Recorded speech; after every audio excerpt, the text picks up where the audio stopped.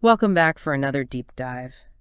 Sometimes we get these requests that are almost like treasure hunts, and well, this one is no different. We're diving into the life of, this is gonna be fun, Seeber Edwards. Seeber Edwards, yeah. A name you might not recognize right off the bat, but stick with us because this one's for the history books. Literally a history book. Oh? We have his memorial book, published just a year after his death in 1914. Okay, see, now I have to ask. When you first dug into this, did you get the feeling that, like, everyone back then was just way more eloquent? Right. Because these tributes, they're beautiful. They paint a picture of Seeber, not just as a lawyer or a community leader, but as a force of nature. It's true. Mm-hmm. But what's interesting is how consistent those descriptions are. Seeber's journey starts in rural New York. Picture that. Then leads him to Brown University and eventually Harvard Law School, which, by the way, was no small feat in the late 19th century. We're talking a time of immense change, both socially and economically. Hold on, back up a second, because we just breezed past Harvard Law like it's nothing. It's true. And this wasn't just any era to be climbing the social ladder either. What I'm getting from these early stories is that Seeber was almost compelled to achieve. Absolutely. But it wasn't ambition for ambition's sake. It was paired with this, like, infectious enthusiasm.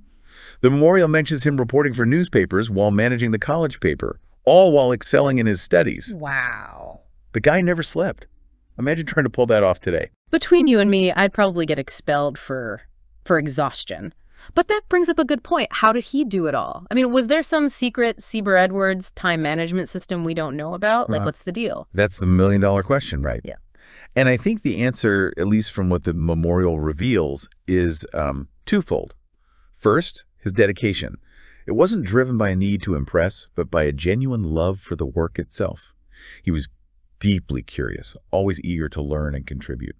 And second, his ability to connect with people, to build genuine relationships, undoubtedly helped him navigate those demanding years. You know what? You just reminded me of something. There's this one story from his college days where he convinced a group of students to help him handwrite and distribute an entire issue of the newspaper because a snowstorm shut down the printing press. Oh, wow. Who does that, It speaks to his resourcefulness, for sure, but also to that inherent charisma that drew people in. He wasn't just a leader. He was someone people wanted to follow, to support, to be around. And that quality, that ability to inspire and motivate became a hallmark of his entire life. It's like he cracked the code of success or something, not just in the sense of achievements, but in truly maximizing his impact on the world. And speaking of impact, this guy was far from a one-trick pony. Right. We're talking banking, journalism, even street railways. It's like he brought that same energy from his college days into every aspect of his life. It's a testament to his diverse interests, but also to the interconnectedness of civic life back then. People wore many hats, and Seeber wore them all with a passion that's almost hard to fathom in our hyper-specialized world. It makes you wonder, did he ever sleep? But on a more serious note, what I find fascinating is that he wasn't just involved. He excelled in everything he did. It's like he had this knack for identifying problems, bringing people together, and finding solutions, almost like he was hardwired for it. What's fascinating is that this pattern repeats throughout the memorial. It wasn't just about talent or hard work, though he certainly possessed both. There's this recurring theme of Seeber, trusting people into trustworthiness. Wow.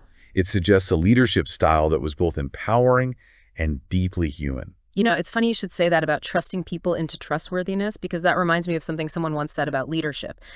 They said, it's not about holding all the answers, it's about trusting others to find them. Exactly. And it seems like Seeber lived by that principle. The memorial is filled with anecdotes about how he empowered others to step up, to take ownership. And in doing so, he created a ripple effect of positive change. It's like he understood that true leadership isn't about wielding power, it's about sharing it. Right. But let's talk about that ripple effect for a second, because we've got his legal career, his community involvement, his knack for basically everything. Where do we even begin to unpack his impact? Well, one area that really stands out is his involvement in education. He was deeply passionate about providing opportunities for future generations, which is evident in his roles as a trustee for both Worcester Academy and the Rhode Island School of Design. Okay, but hold on, because I'm picking up on a pattern here. Trustee, that's not just showing up to a meeting once a year. Was there anything this man wasn't deeply involved in? You're right to point that out. The memorial talks about his efficient interest and vital force in these institutions, suggesting a hands-on approach rather than a passive role. It seems he brought the same energy and dedication to education as he did to everything else he pursued. You know, it's easy to hear all this and think, oh, another overachiever, but there's something refreshingly human about Seeber. Like the fact that amidst all of this, he was also an avid lover of art, music, and literature. Absolutely. The memorial describes him as, quote, a companion of the poets, end quote, and highlights his deep appreciation for beauty and creativity. It's a reminder that even amidst a life brimming with achievement, he found time to nurture his soul and connect with the world on an artistic level. It's like he understood that true success isn't just about checking things off a list. It's about cultivating a life rich with experience and appreciation for the world around you. But there's one more aspect of his life I want to make sure we touch on, and that's Seeber the family man. Because in the midst of all this, he was also a husband and a father. Absolutely. The memorial speaks volumes about his devotion to his wife, Sarah, and their two sons, Charles and William. His home was described as the center of his affections and happiness in life. And what strikes me is that it wasn't just about providing for his family materially. He was deeply involved in their lives. He shared his love of literature and art with his sons, encouraged their pursuits, and truly seemed to cherish his role as a father. And the memorial makes it clear that this wasn't unusual for the time. In fact, it was his close-knit family life that seemed to ground him, to provide a sense of balance amidst the demands of his public life. You know, it's so easy, especially today, to get caught up in the hustle, the pursuit of success, that we forget about the importance of nurturing those personal connections. Seeber's story is a good reminder that true fulfillment often lies in those quieter moments, those intimate bonds with the people who matter most. It speaks to the importance of living a life that's not just externally successful, but internally rich and meaningful. And that's a powerful message, regardless of what era you live in. It really makes you think about what truly matters, you know? Because here we are over a century later, and we're still talking about Seeber Edwards. And it's not just because of his impressive resume, it's because of the way he lived his life, the impact he had on those around him. It's a testament to the enduring power of character.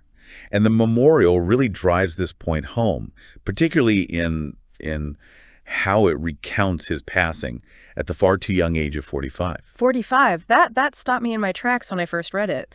It's a stark reminder that life doesn't always adhere to our plans, no matter how driven or accomplished we may be. The memorial notes that his death was unexpected, following a typical day filled with legal work, political meetings, and family time. It's as if he lived every moment to the fullest, which makes the suddenness of his passing all the more poignant. I can only imagine the shock, the profound sense of loss that rippled through his community. You can practically feel it in the words of those who wrote tributes. Absolutely. Judges, fellow lawyers, those he championed for in the community, they all speak with a unified voice of admiration and heartbreak. Yeah. There's one tribute from a fellow lawyer who'd often faced Seeber in court. And he remarked that even when against him, the fight would be hard but never bitter. He knew Seeber's hearty handshake and genial smile would always be there at the end. Wow. To earn that kind of respect, even from your opponents, speaks volumes. It reinforces what we've been discussing all along, that Seeber's character wasn't just a facade. It was woven into the fabric of who he was, both professionally and personally. Precisely. And that's why his story resonates so deeply, even after all this time.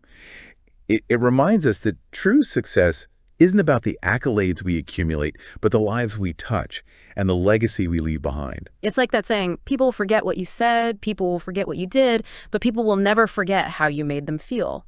And it seems like Seeber Edwards had a knack for making people feel valued, respected, and inspired. It's a powerful lesson for all of us, that ultimately it's not our accomplishments that define us, but the way we navigate the world, the connections we forge, and the impact we have on those around us. It's been quite a journey, this deep dive into the life of Seeber Edwards. We've uncovered his ambition, his unwavering dedication, his genuine compassion, and his profound impact on his community. But more importantly, we've unearthed a timeless blueprint for living a life of purpose, integrity, and connection. So as we wrap up, we leave you with this.